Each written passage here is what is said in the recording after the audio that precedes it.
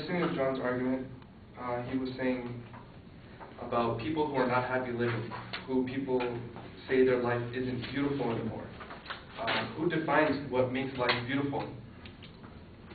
Kind of like how if you see someone walking down the street, who defines what makes that person beautiful or ugly? Who defines happiness? There's different interpretations to those two things. What gives you the right to decide when a person should die, whether it be yourself or someone else's?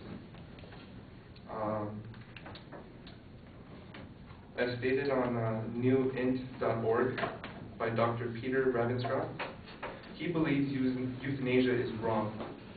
He believes that when people have an incurable illness, they should be given palliative care. They should be supported through it.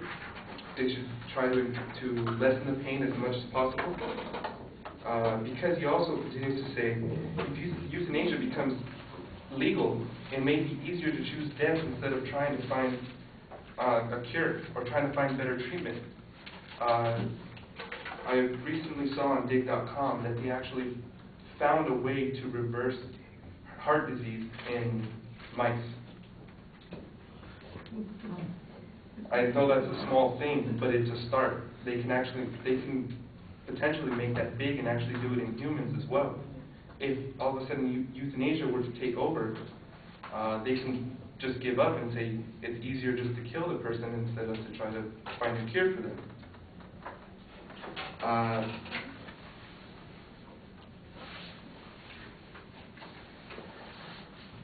It was actually found that people who commit suicide or receive euthanasia have mental problems.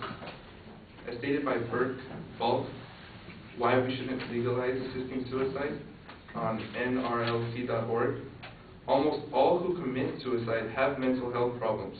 Studies show that 93–94% of those committing suicide suffer from identifiable mental disorders. It's not only bad mentally for the people around the patient, it's also bad for the doctors.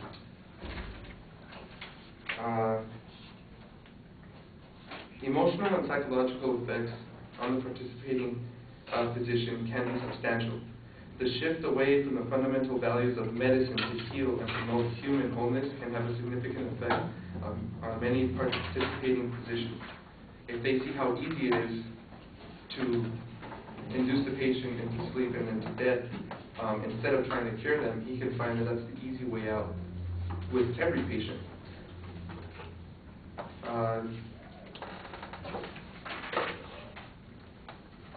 It was also stated that you have to go through a series of steps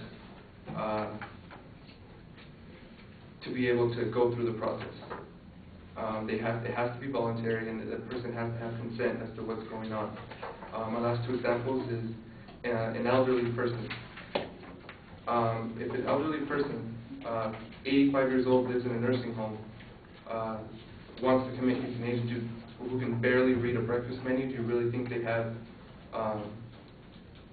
like the consensus of being able to do the act? My last is a woman suffering from depression.